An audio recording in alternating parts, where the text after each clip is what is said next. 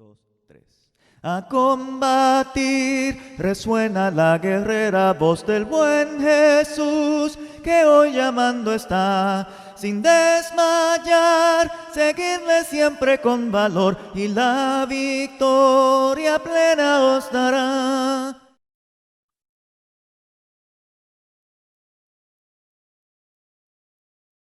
Hoy, 11 de mayo del 2022, quiero darle la bienvenida a cada uno de ustedes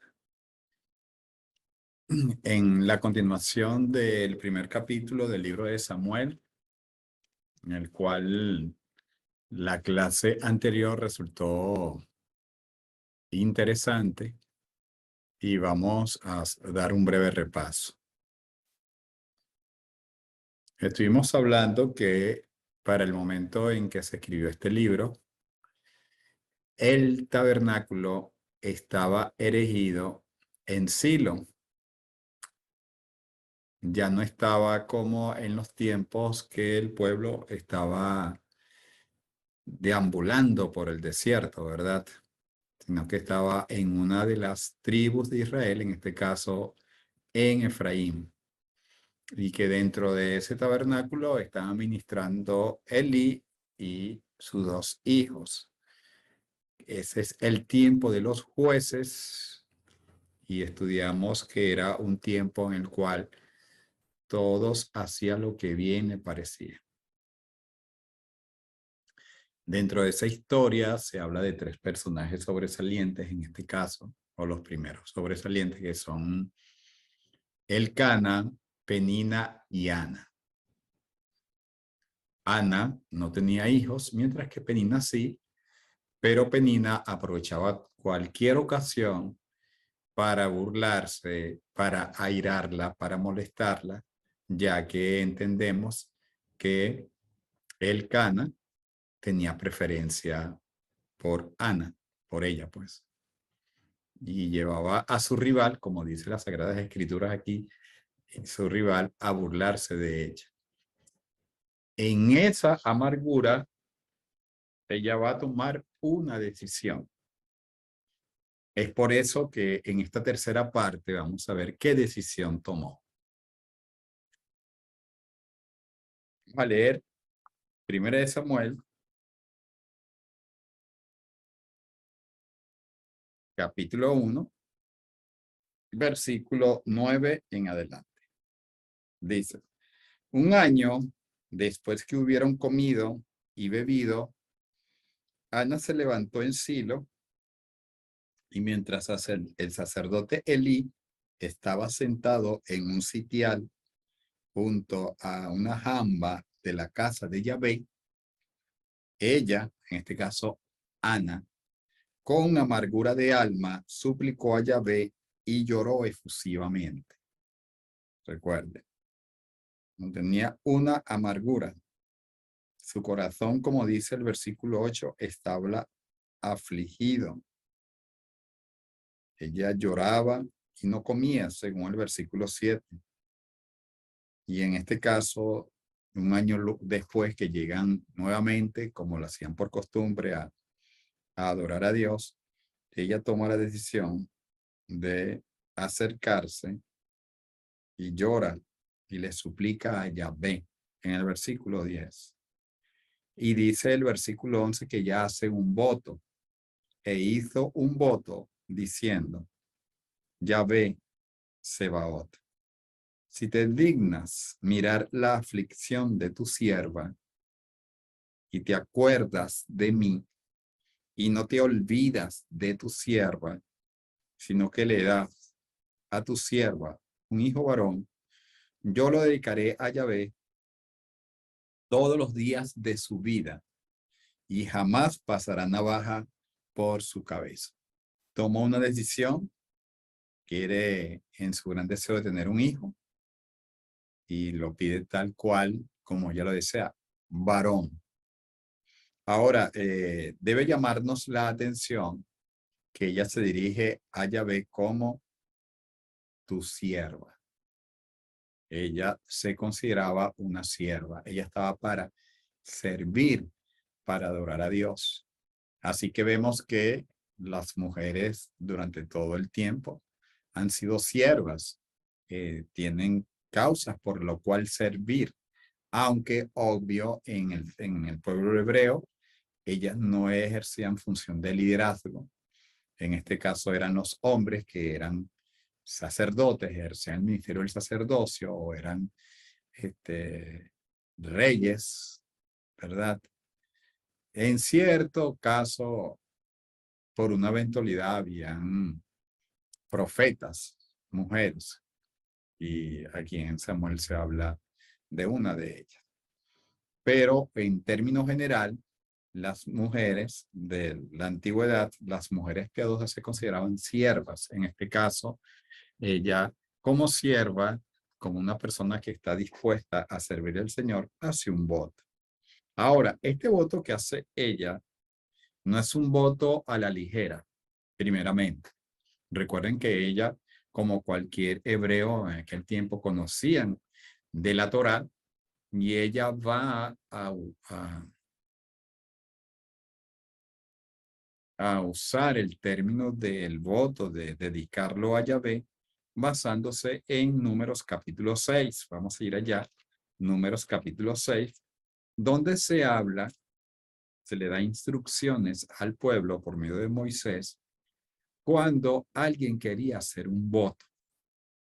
Leamos, y en este caso es el voto de nazareos, no de nazarenos o de Nazaret, como la ciudad en donde nació o donde se crió el Señor Jesús, sino de nazareos. Leamos, versículo 1 de Números capítulo 6, para comprender qué es lo que está tratando de hacer o que fue a lo que se comprometió. Dice el versículo 1, habló Yahvé a Moisés diciendo, habla a los hijos de Israel y les dirás, cuando algún hombre o mujer, ella está apelando a ese derecho, cuando algún hombre o mujer haga voto especial de nazareo para dedicarse a Yahvé, en este caso, el voto en nazareo era para dedicarse a Yahvé, se abstendrá de vino y de licor. No beberá vinagres de vino ni de licor, no beberá ningún licor de uvas, ni comerá uvas frescas o secas. No comerá nada de cuanto proviene de la cepa vinícola, desde las semillas hasta los pámpanos, en todos los días de su nazareato. Está claro, no podía beber ningún tipo de vino. Ni suave, ni fuerte, ni siquiera comerlas directamente. Ni crudas, ni secas. ¿Verdad? Versículo 5 añade, no pasará navaja sobre su cabeza durante los días del voto de nazareato, hasta que se cumplan los días por lo que se consagró a Yahvé, será santo, dejando crecer libremente el cabello de su cabeza. Había un tiempo estipulado, ¿verdad? Y durante ese tiempo tenía que cuidar de cumplir lo que Yahvé estaba ordenando. Y dice el versículo 6, no estará junto a un cuerpo muerto durante los días de su consagración a Yahvé. No se contaminará por su padre o su madre, ni por su hermano o hermana cuando mueran, porque la consagración a su Dios está sobre su cabeza. O sea, la promesa, versículo 8, todos los días de su nazareato serán santo a Yahvé. Está apartado completamente. Entendiendo que la palabra santo, tanto en hebreo como en griego, es estar apartado. Y si alguno muere repentinamente junto a él, sobre el nazareo, de modo que se contamine la cabeza de su nazareato, rasurará su cabeza el día de su purificación, el día séptimo la rasurará. Al octavo día llevará 2 tórtolas o 2 palominos al sacerdote a la entrada de la tienda de reunión. Y el sacerdote presentará uno en ofrenda por el pecado y el otro en el holocausto. En el tal caso que lo sorprenda la muerte de alguien cercano. y hará expiación a favor de él por lo que pecó en relación con el cuerpo muerto, no de su propio pecado.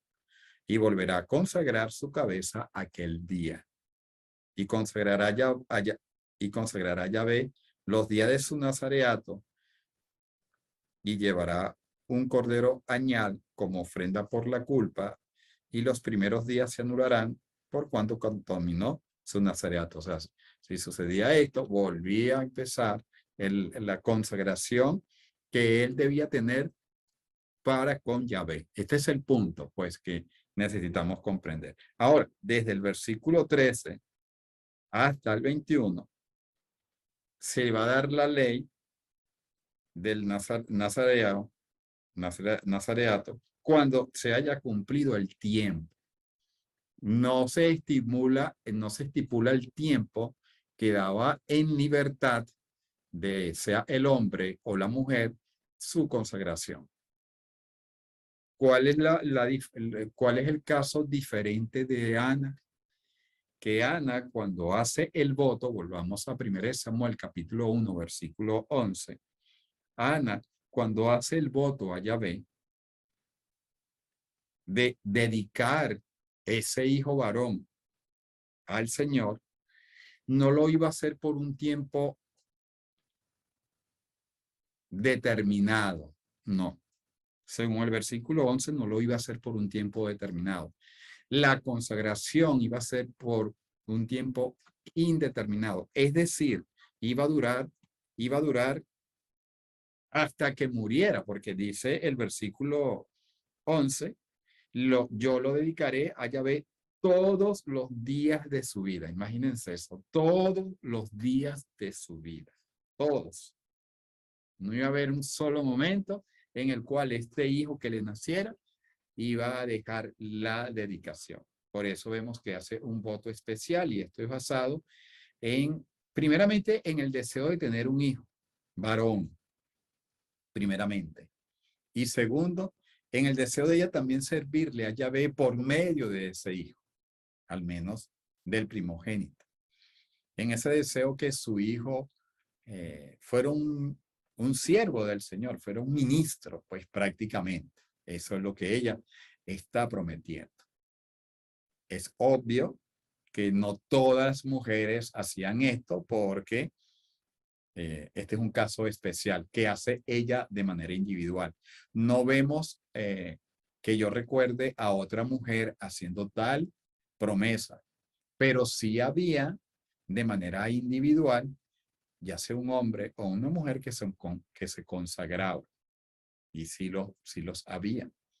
Pero este es un caso especial y creo que único dentro del pueblo de Israel en el antiguo pacto. Y esto es producto de que ella quería tener al menos un hijo.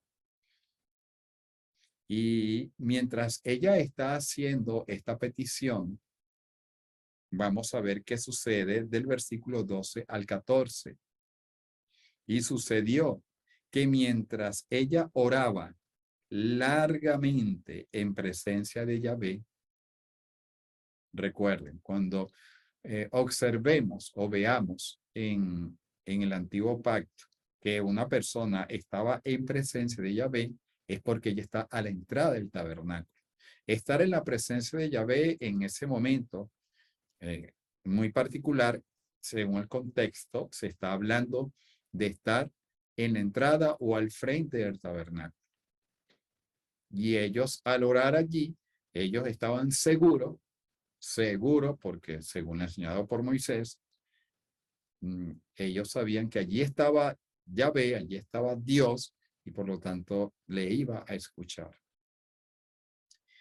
Vuelvo a leer. Y sucedió que mientras ella oraba largamente en presencia de Yahvé, Elí observaba su boca, porque Ana hablaba en su corazón y solo se movían sus labios, pero su voz no se escuchaba, por lo que Elí la tuvo por ebria.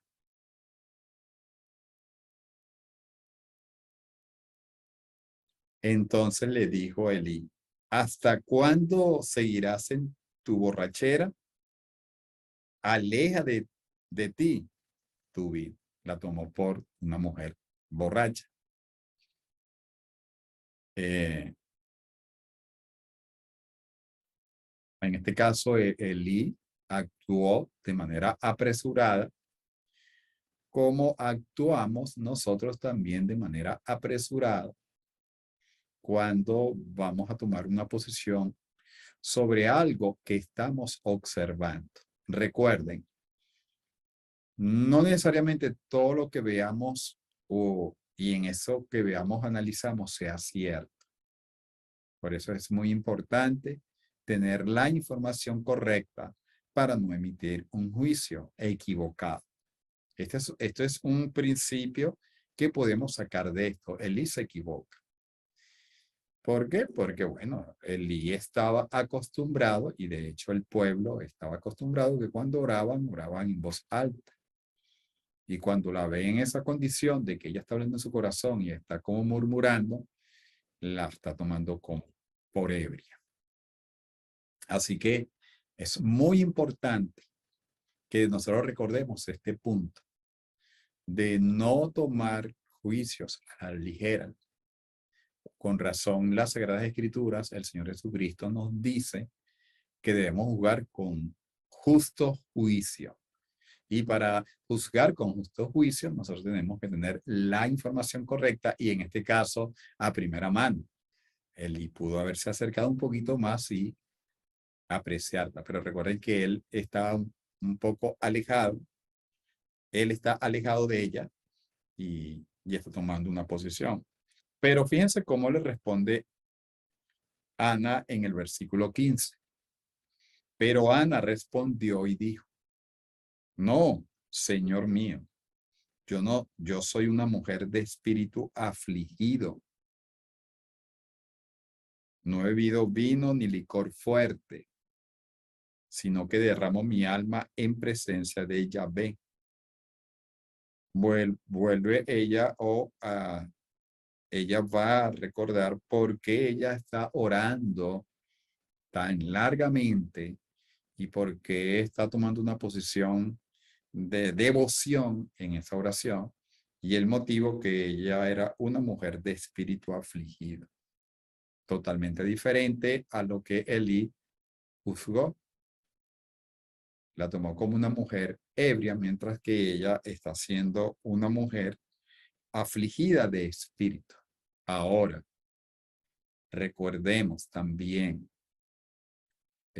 tomemos en cuenta, cuando un hermano esté afligido, necesitamos conocer el motivo de su aflicción y tampoco tomar posiciones de que tal persona es una persona falta de fe o es una persona que no acepta, entre comillas, los designios de Dios, que no debe estar llorando en todo tiempo, porque desde que estamos nosotros leyendo este capítulo 1, desde el versículo 7, estamos viendo que Ana está todo el tiempo afligida y angustiada. Pero ella toma una decisión. Ya quiere dejar esa situación y por eso hace el voto. Era, podríamos decir, normal para Ana. Ahora, posiblemente otras del pueblo de Dios en el antiguo pacto, posiblemente otras que eran estériles, no podían tener hijos y bueno, así se quedaban. Pero ella no tomó esa decisión. Y recuerden, la posición de un hermano o de una hermana que tome no quiere decir que es la posición que es la correcta o la incorrecta. No, es la posición que la persona toma. De repente va a haber hermanas como lo vieron en aquel tiempo que la tomaban de una manera como resignada. Bueno, no va a tener hijos más nunca. Pero eso no quiere decir que su propia posición o la posición que ellas tomaban, Ana tenía que tomarla. Cada quien tiene que darle cuenta a Dios y cada quien debe asumir qué posición toma. En este caso, dice en el versículo 16, no tengas a tu sierva por hija de Belial, porque de la abundancia, está hablando del propósito por el cual ella está orando de esa manera, porque por la abundancia de mis cónjugas y aflicciones, he hablado hasta ahora. Había un motivo. Versículo 17. Elí entonces respondió y dijo: ve en paz, y el Dios de Israel te otorgue la petición que has pedido. Qué maravilla, cómo cambió todo de un momento a otro. La otra manera de decirlo, hablando se entiende la gente, ¿verdad? Él dijo, ok, bueno, si ese es tu caso y estás orando de esa manera y lo estoy viendo que tienes ya tiempo orando, le dice, ve en paz y que el Señor te otorgue la petición que has pedido. Este es el propósito de la oración. ¿Hacer qué? Vemos acá palabras que están dentro de la primera carta a Timoteo, donde habla de ruegos, peticiones y oraciones. En este caso, aquí vemos un ruego, aquí vemos una petición especial, muy particular. Una petición. Versículo 18. Ella dijo, hallé tu sierva gracia ante tus ojos. O sea, se contentó. Qué bueno que hallé gracia delante de ti. Ahora, porque ella muestra esa alegría, porque ella reconocía que Elí era un siervo de Dios, reconocía que era el sumo sacerdote, reconocía que era una persona que estaba en ese caso muy cerca del Señor y bueno, la está bendiciendo y por eso ella se contenta de que eh, haya tenido gracia ante los ojos de Elí. Y dice el versículo 18, y la mujer se fue por su camino y comió, y su semblante ya no fue como antes. Esto es lo maravilloso de la oración y de la fe que tuvo Ana. Ya a partir de ese momento, ella prueba bocado, recordando que cada vez que ella iba a las fiestas no comía. Su esposo le insistía, pero ella no comía y estaba afligida. Y después que oró, y el siervo de Dios, en este caso Elí, le dice esas palabras, ella se llena de gozo, vuelve una esperanza, y no solamente una esperanza, sino que esa esperanza se convierte en seguridad para sí misma, porque nos dice el mismo versículo 18, ya no fue su rostro o su semblante como antes, ya estaba tranquila. Así que la oración tiene esta maravillosa respuesta, incluso antes de nosotros recibir una respuesta de Dios, cuando oramos de esa manera, ya nuestro corazón está alegre, nuestro espíritu cambia, porque estamos seguros que esa oración llegó y que Dios va a dar la respuesta. Así que es un buen indicativo de cómo hacer una oración. Una vez que pidamos, tratar de ya no recordar eso de una manera negativa, sino buscar afianzarnos en la esperanza del Señor, que Él nos va a ayudar. En el versículo 19 nos dice que por la mañana madrugaron y se postraron delante de Yahvé, porque ellos tenían que seguir su camino. Luego regresaron y llegaron a casa en Ramá. Y Elcana conoció a Ana, su mujer, y Yahvé se acordó de ella. Voy a buscar aquí en la Reina Valera esta cita.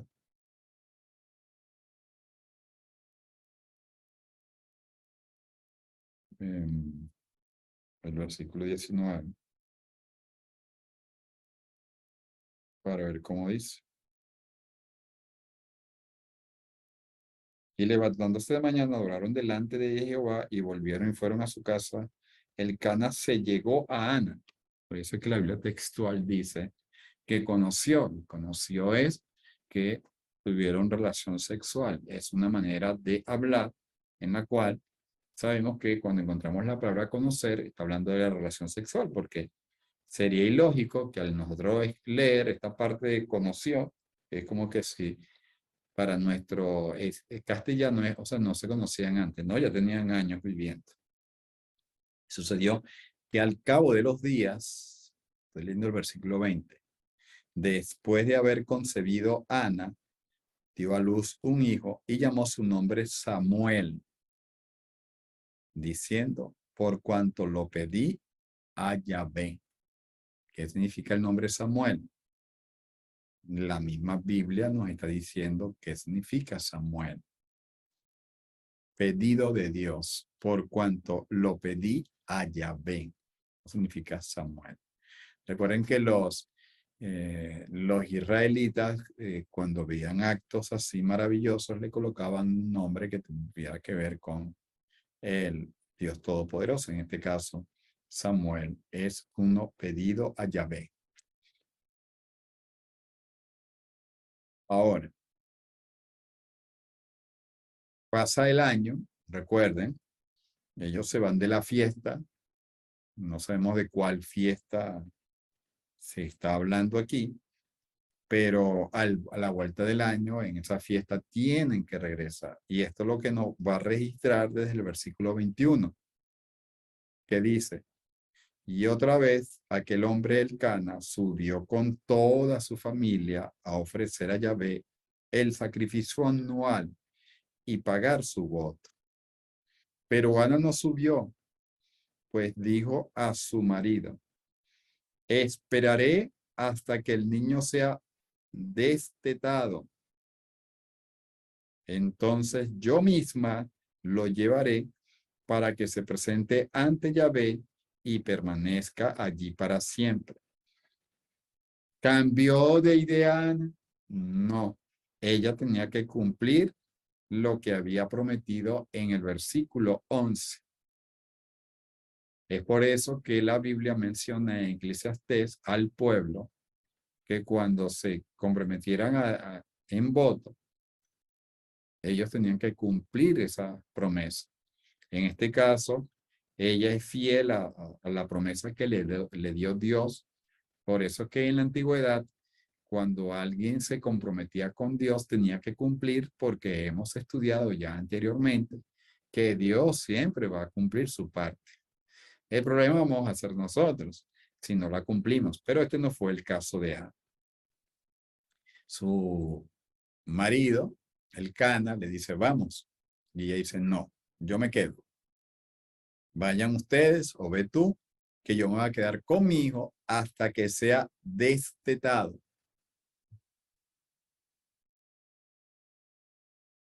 ¿Verdad? Ya entendemos la palabra destetado. Hasta que deje de ella amamantar. Hasta que ella dejara de amamantarlo, ella no se iba a presentar ante Yahvé y entregarlo allí, dejarlo allí bajo la dirección de Elí, y allí se iba a quedar para siempre. Ahora, la pregunta que surge aquí es, bueno, y más o menos cuánto es el tiempo del destete.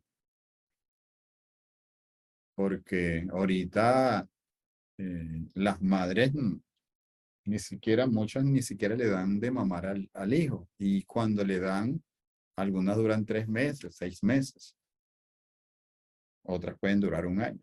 Pero según la teología y según la costumbre de aquellos tiempos, se calculaba que mínimo el niño amamantaba hasta los 3 años. Habían casos que podían llegar a 4 o 5 años. Entonces, este es un cálculo más o menos de el tiempo que el niño estuvo con Ana. Mínimo 3 años. Y dice la escritura, en el versículo 23, que su marido Elcana le respondió, haz lo que bien te parezca. Quédate hasta que lo destetes. Solamente que Yahvé confirme su palabra. Se quedó pues la mujer y crió a su hijo hasta que lo hubo destetado. Lo crió, lo orientó, lo educó, lo amó, ¿verdad? Después que lo hubo destetado, lo hizo subir consigo junto con 3 becerros, un efa de flor de harina y un odre de vino, y lo llevó a la casa de Yahvé en Silo. Ya recordamos que eso está dentro de la tribu de Efraín, y que la casa de Yahvé en este caso era el tabernáculo, no es el templo de Salomón. Esto es previamente de esto. Aunque el niño era de edad tierna, está claro, claro, era de edad tierna porque tenía 3 años, como dice la Reina Valera, y el niño era pequeño, y, o sea, pequeño es que era de edad tierna. 3 años, hermano, 3 años, es increíble. Ya a los 3 años, ya ese niño iba a empezar a aprender a dirigirse delante de Yahvé. Algo que erróneamente nosotros pensamos que no, que ellos están pequeños, ellos no entienden, y esperamos educar a nuestros hijos cuando tengan 15, 16 años, y se ha perdido los mejores años de la vida, ¿verdad? En el versículo 25, y fue degollado el becerro y presentaron el niño ante Elí. Y ella dijo, oh Señor mío, está hablando a Elí, oh Señor mío, como que vive tu alma. Yo soy aquella mujer que estuvo aquí junto a ti rogando a Yahvé. Han pasado 3 años. Es obvio que Elí pudo haberse olvidado de esto. Por eso ella le dice, mira, aquí está, aquí estoy. Yo le estaba rogando a Yahvé. Versículo 27. Por este niño rogaba, y Yahvé me otorgó la petición que le pedí. Una petición con ruego. El Señor la respondió. Por lo mismo, versículo 28, yo también lo doy prestado a Yahvé. Esta es la Biblia textual y me gusta mucho esta versión porque dice lo doy prestado a Yahvé, mientras que la Reina Valera dice yo pues lo dedico. Y en hebreo es lo doy prestado a Yahvé mientras viva. Él estará prestado a Yahvé o dedicado a Yahvé mientras viva. Se va a morir sirviendo. Y ella se postró, perdón, y allí se postró ante Yahvé. Lo entregas y ella va a hacer después la famosa oración del capítulo 2. Así que esta oración la veremos con el favor de Dios el próximo miércoles. A la batalla, oh cristiano, con el escudo de la cruz. Sé buen soldado, pues a tu lado está el príncipe Jesús. Él con su gracia te sostiene y con potencia sin igual su brazo extiende y te defiende en esta lucha contra el mal.